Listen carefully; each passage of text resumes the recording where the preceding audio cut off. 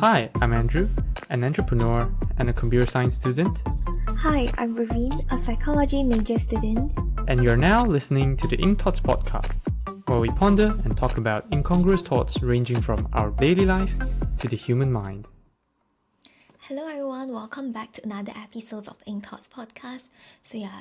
For the past 2 days, UK's weather has been very cold, at least for me. And I'm not sure is it because we just back from Portugal, which is slightly hotter, and so you just feel a lot colder over here. But to be fair, the temperature is quite low as well. I remember this morning when I woke up, it was like 9 degrees. Anyway, if you're interested in listening more about our experiences in Portugal, stay tuned to the next episode where I'll talk more about it. So for today, I'm going to talk about embracing the process. In this fast-paced and fast-changing world, a lot of the time, things change very quickly, and sometimes we are not even aware of what has just passed, like the process itself. Like it just went through so fast that we don't even pay attention to it. And a lot of the time we are actually goal driven.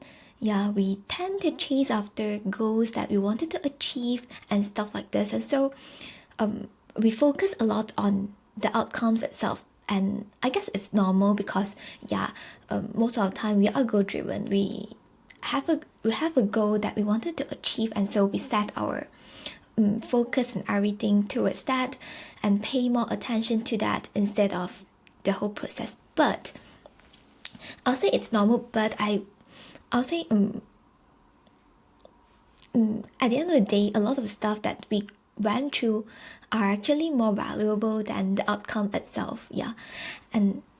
But I guess it's normal that we all hope for the best outcome, because who doesn't want a good outcome, especially after you put in a lot of hard work into that, right?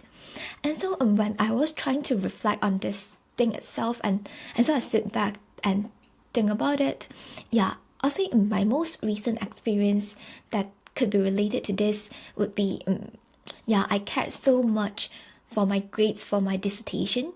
And throughout the 1 year of my master's study as well, I worried a lot about my grades. I wanted to get the first class, and I guess who doesn't want it? And I'll say I'm near to a first class now, but it still depends on how my dissertation turns out to be. If I didn't score very well, I still couldn't get it.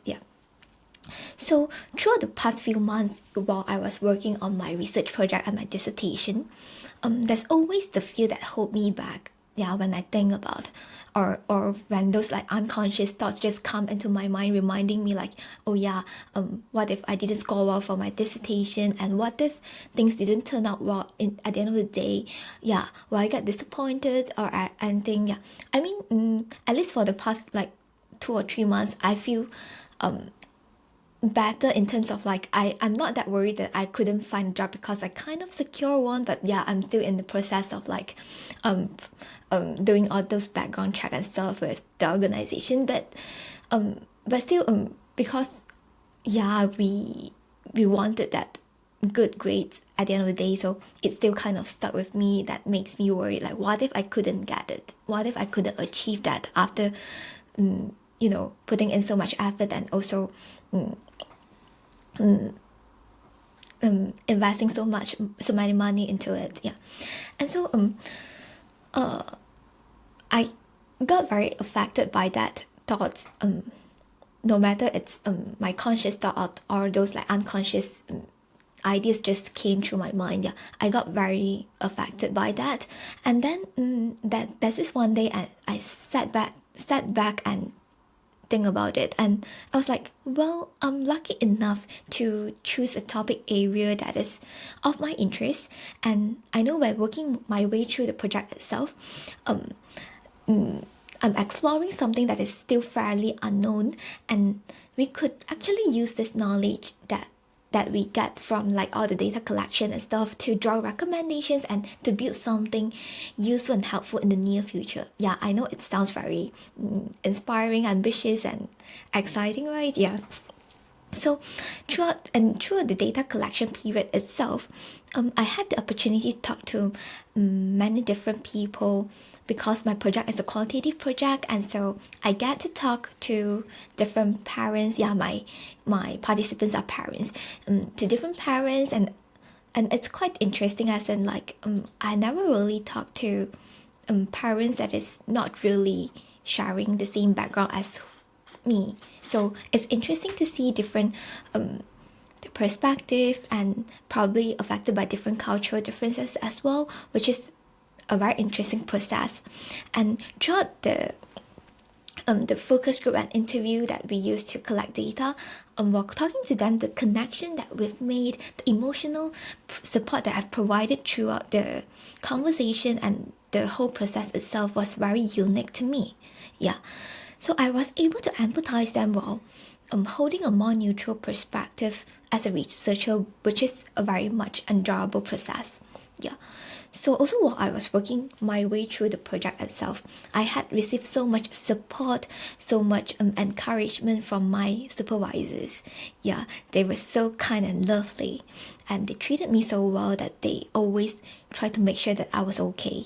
Yeah, especially when our research topic is quite sensitive in nature. So I was so grateful to have built the connection with them, and I get to observe and learn from their professional way of communicating, being a researcher. So I used to think that I don't really like research. Yeah, I mean at least throughout the three years of psychology undergraduate study, yeah, I don't find myself enjoying research very much. I'll say I won't. I'm not hate. I mean, I don't hate doing it, but I just don't enjoy it that much. Yeah, but until I started engaging and knew more people who were doing research in my masters. Yeah, that's when it actually made me think that if I have the opportunity to work in academia for research next time, but still I wanted to engage more in clinical work as well. I mean, at least in the UK, I know you can do both at the same time, just that yeah, just that probably I'll need to have more professional qualification before I can do that. Yeah. So let's see how things turn out by then. Yeah, I'll really love to do like both at the same time. Yeah, I find it interesting, although it could be very challenging in managing your time and also your energy when you try to focus on so many different things, right? Yeah, let's see. So yeah, so apart from the past few months where my focus was on my research project, yeah, I'll say when I first started my masters, I was super worried that I couldn't catch up with the academic writing, since I've stopped doing that for at least a year after I graduated from my undergraduate study for work. Yeah, during work you don't write academically, you just write whatever is important down, right? I was so stressful the time when I first started my master. Yeah. But that time Andrew calmed me down and told me to relax and just do my best. And we'll see. Yeah.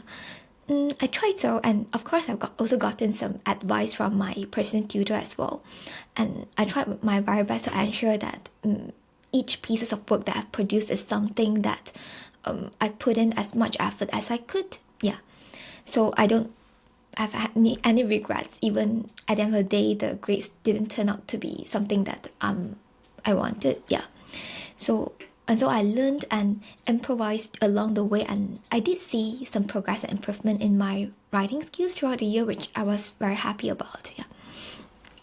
So to be honest, I wouldn't say I'm someone that could fully embrace the process and don't really worry about the outcome, because I still care a lot, especially when I knew that something that I've worked so hard for and the outcome could change probably my life in different ways as well. Yeah. Yeah, although for certain stuff, sometimes it's just the ego itself. Yeah, you just wanted to get that because of the ego. Yeah. So, but I'll say I'll try to be aware of my own mindset whenever I'm doing things, and I know sometimes it just come automatically to you that you don't even pay attention to it at all. But when you have time to reflect on it, you try to stop yourself down and be calm and think about it, you notice that, yeah, probably the process is something that you should put more focus on and enjoy the process itself. Yeah, so I'll say sometimes I might not be aware of it, that I was doing it that way and I felt kind of lost. But when I try to sit back and calm myself down and try to think about it, I'll always try to remind myself to, embrace the process instead. Yeah. And I do find it like when you try to, when you tend to embrace the process more and focus more on the process, you can easily go into the flow state of work that will eventually lead you to greater satisfaction after completing your work. And when you put more focus into, doing something, the outcome will usually be better as well. Yeah. So a lot of the time, the desired outcomes could be very exciting, but the happiness usually just stay for a short term. And that after a while, you might forget about it, and you might forget about the happiness faster as well. Compared to when you experience the happiness of working on something that you enjoy throughout the whole process itself, yeah, the happiness tend to stay at least a little bit longer if it's not long term. Yeah.